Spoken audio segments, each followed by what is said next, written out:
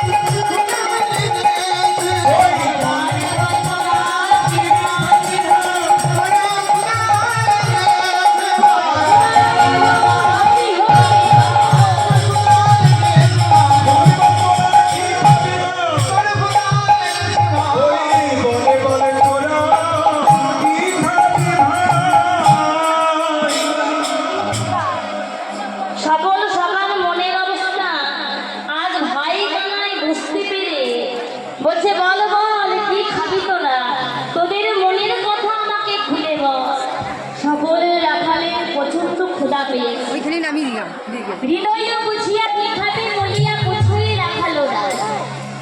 এবার কানাই বলছে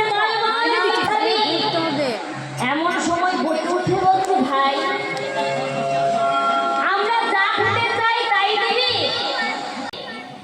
বলছে কেন দেব না? তুই একবার মন খুলে বল দেখি, তুই যা বলবি তাই দেবি। যেই না বলেছি বটু ছিল ব্রাহ্মণ পুত্র একটু পেটু, তাই বলছে সংখ্যা নাই, তাহলে আমাদের সকলের মনের বাসনা কি জানি? আমরা বনমাঝে অন্ন সেবা করব।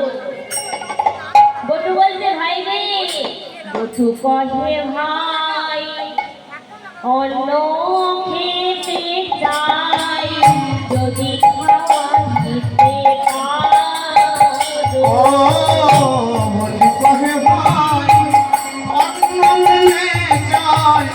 যদি খাওয়াইতে পারো আমরা তব সুখ পাই, কানাই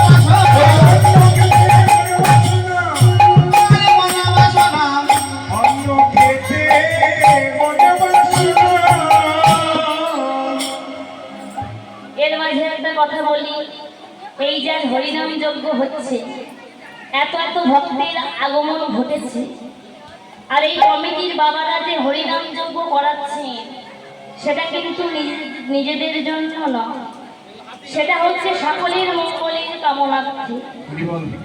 তাই এত বড় হরিসভা একার পক্ষে করা কখনো সম্ভব নয়। তাই কমিটির বাবারা, কমিটির মায়েরা আপনাদের কাছে ভিক্ষা ডালা নিয়ে যাবে, সকলে যে যা পারবে ভগবানের জন্য একটু দান করবে। নিতাই গৌরে প্রেমানন্দে হরি বল। কি বললি? বটু কয় হে ভাই অন্ন খেতে চা। বলছে শোন ভাই, আমাদের অন্য কিছু খাবার বাসনা নেই, তুই বলো আমাদের একটু অন্ন সেবা কর। যদি অন্ন সেবা করা তবেই তো আমরা আবার ধ্যানজাগরণ করতে পারবো আনন্দ সহকারে। ভাই কানা বল বল আমাদের মনের স্বাদ পূরণ করবি তো? কথা দে আমরা এই বনমাঝি অন্ন সেবা করতে চাই, বনমাঝি আমাদের অন্ন সেবা করা। বধুর বচন শুনিয়া তখন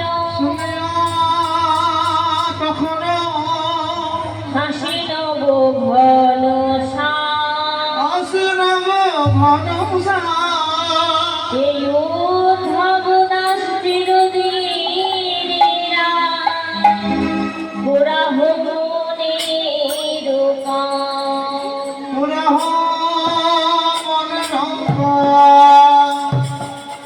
বটুর বচন শুনিয়া তখনও বটুর কথা শুনে মনে মনে হাসতে আর বলছে সকালে তোদের যদি বনমাঝি অন্ন সেবা করতে না পারি তাহলে তোদের সকা হলো কিসে?